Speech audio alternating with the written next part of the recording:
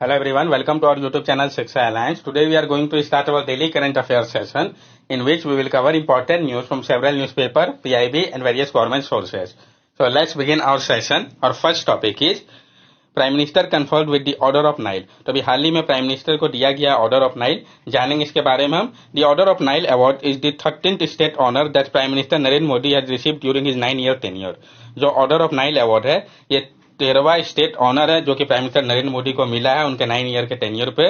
Other such award conferred on PM Modi. इसके अलावा जो अवार्ड है जो दिया गया है प्राइम मिनिस्टर मोदी को, तो किंग अब्दुल शाह, ये अवार्ड दिया गया था 2016 में। ये हाईएस्ट सिविलियन ऑनर था सऊदी अरेबिया का किंग सलमान बिन अब्दुल। ये जो अवार्ड है ये रिकॉग्नाइज करता है कंट्रीब्यूशन और एफर्ट को स्ट्रेंथनिंग करने के लिए बायलैटरल रिलेशन को इंडिया और सऊदी अरेबिया के बीच में। तो किस कंट्री के द्वारा दिया गया ये इंपॉर्टेंट हो जाता है। स्टेट ऑर्डर ऑफ गाजी अमीर अमुल्ला खान, जो आपका स्टेट ऑर्डर ऑफ गाजी अमीर अमुल्ला खान है ये 2016 में दिया गया था। ये अफगानिस्तान का हाईएस्ट सिविलियन ऑनर है। Aamir Amanullah Khan award by president Ashraf गानी। आमिर अमानुल्लाह खान अवार्ड जो है ये प्रेसिडेंट अशरफ गानी के द्वारा दिया गया था प्राइम मिनिस्टर नरेंद्र मोदी को, कब? 2016 में। Grand collar of the state of Palestine award, जो आपका grand collar of the state of Palestine award है ये 2018 में दिया गया था।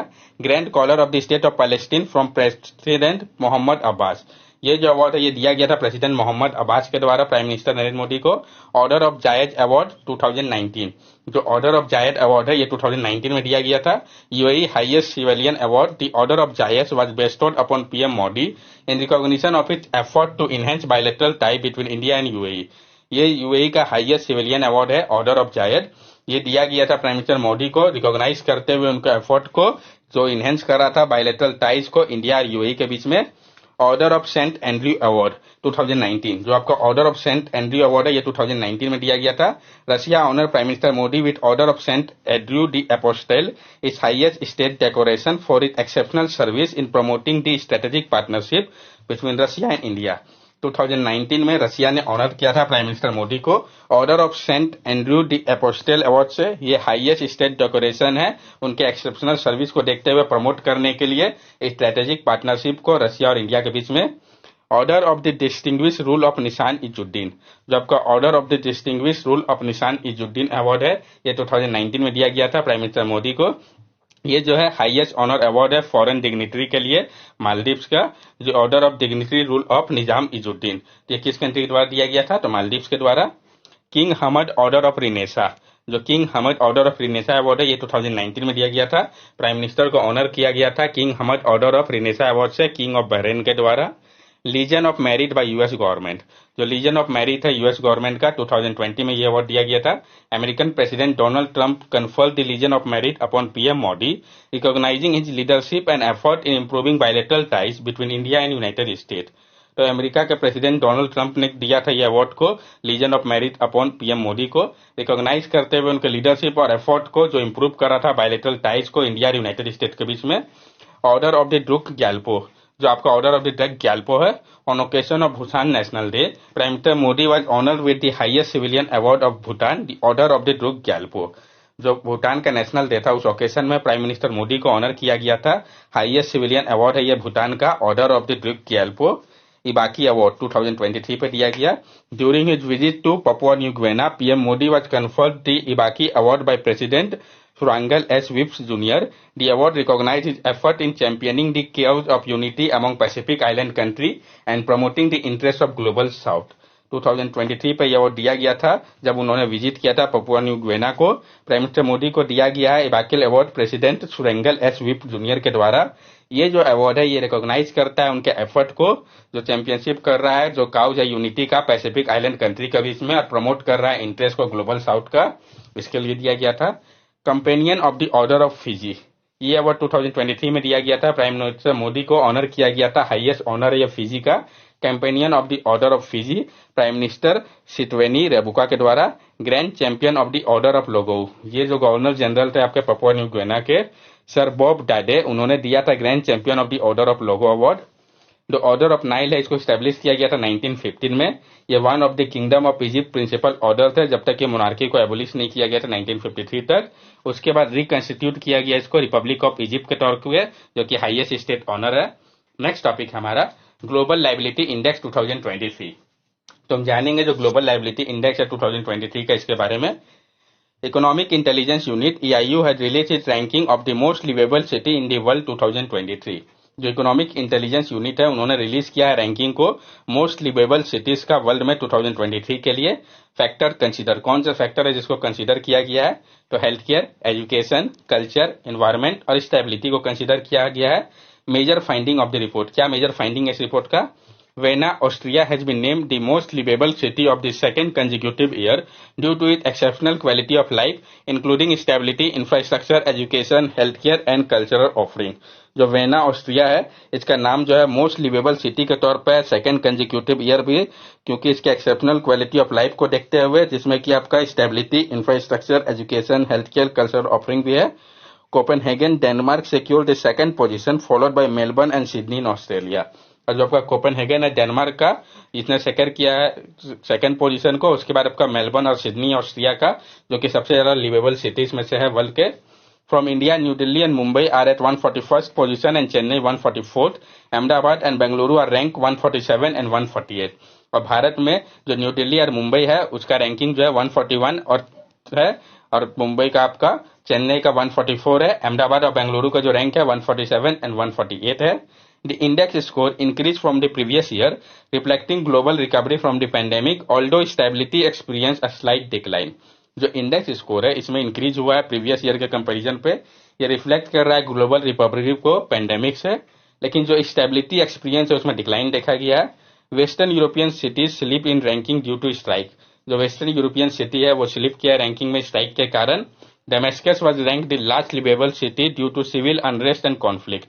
और जो डेमेस्कस है इसका रैंक लास्ट लिवेबल सिटी में से है सिविल अनरेस्ट और कॉन्फ्लिक्ट के कारण। EIU के बारे में भी हम जान ले।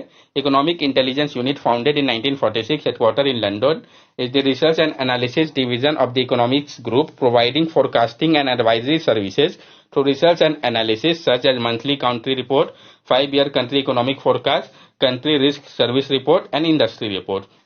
जो इकोनॉमिक्स इंटेलिजेंस यूनिट आपका EIU, जिसको फाउंड किया गया था 1946 में, इसका हेडक्वार्टर लंदन पे है।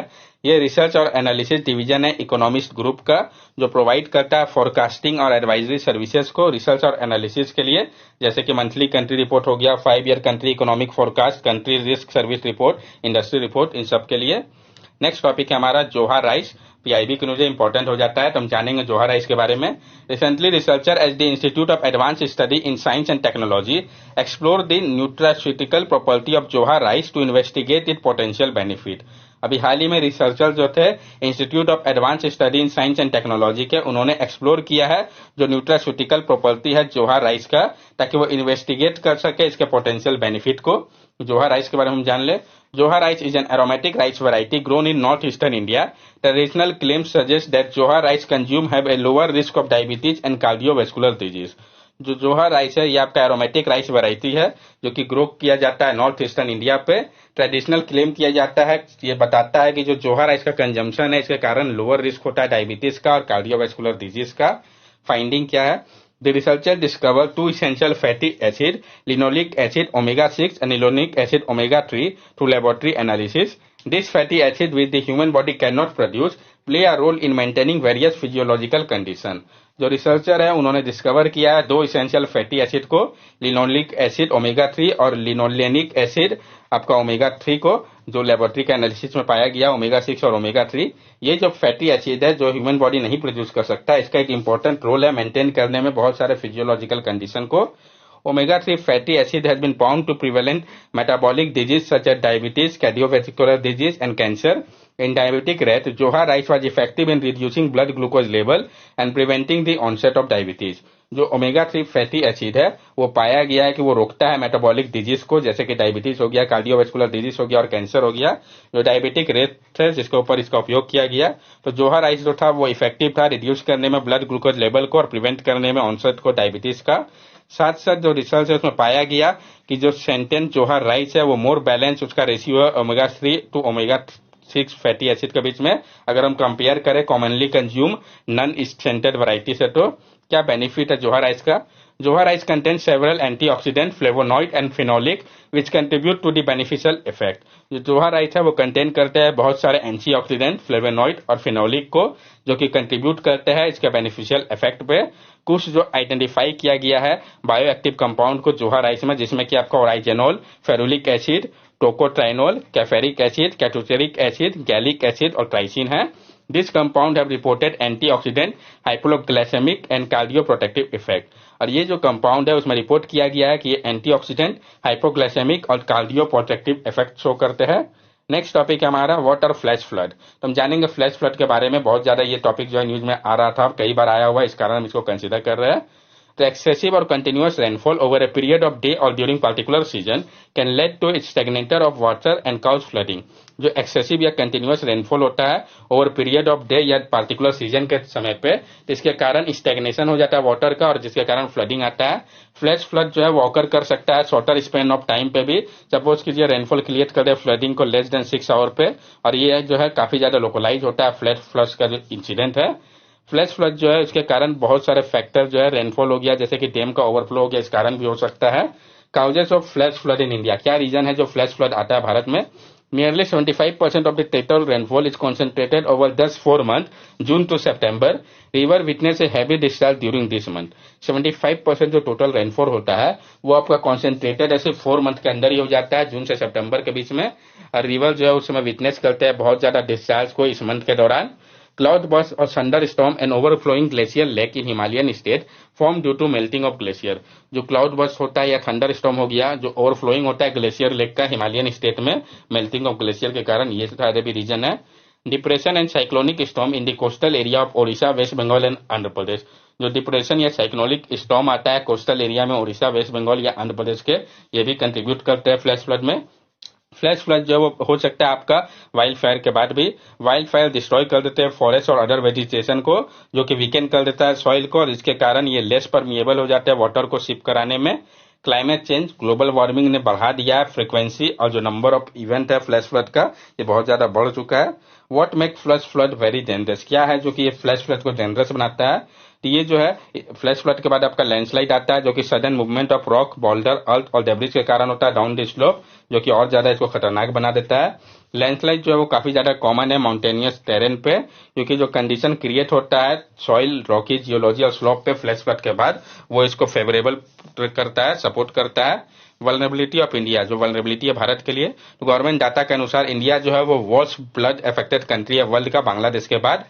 कम से कम 40 मिलियन हेक्टेयर इक्विवेलेंट लैंड जो है कंट्री के, वो लायबल है फ्लड के लिए हर एक साल, नेशनल फ्लड कमीशन के अनुसार। इंडिया अकाउंट करता है 1/5 ग्लोबल डेथ का फ्लड के कारण। फ्लैश फ्लड जो है ये कॉमनली विटनेस किया गया सिटी लाइक चेन्नई और मुंबई पे। स्टेप जो कि लिया गया है, तो भारत ने लॉन्च किया पहला इस काइंड का फ्लैश फ्लड गाइडेंस सर्विस को इंडिया और south Asian country Bangladesh, Bhutan, Nepal और श्रीलंका के लिए। वे अहेड क्या हो सकता है? एक कंप्रिहेंसिव स्ट्रेटेजी होना चाहिए मॉनिटर करने के लिए, प्लानिंग डेवलपमेंट वर्क के लिए, ताकि जो सेंसिटिव हो रीजन इकोलॉजी को लेकर मिटिगेशन किया जाए और रिड्यूस किया जा सके, जो एक्सटेंट ऑफ डैमेज है उसको कम से कम किया जा सके। नेक्स्ट टॉपिक हमारा ओडिशा गुणवत्ता संकल्प, पीआईबी की न्यूज है, जानेंगे हम इसके बारे में। गवर्नमेंट ऑफ ओडिशा और क्वालिटी काउंसिल ऑफ इंडिया ने कोलैबोरेट किया है इंडस्ट्री एसोसिएशन के साथ और लॉन्च किया है ओडिशा गुणवत्ता संकल्प को, ओडिशा क्वालिटी मिशन को भुवनेश्वर पे। तो कहां पे लॉन्च किया गया, किसके साथ कोलैबोरेशन किया गया, ये इंपॉर्टेंट है।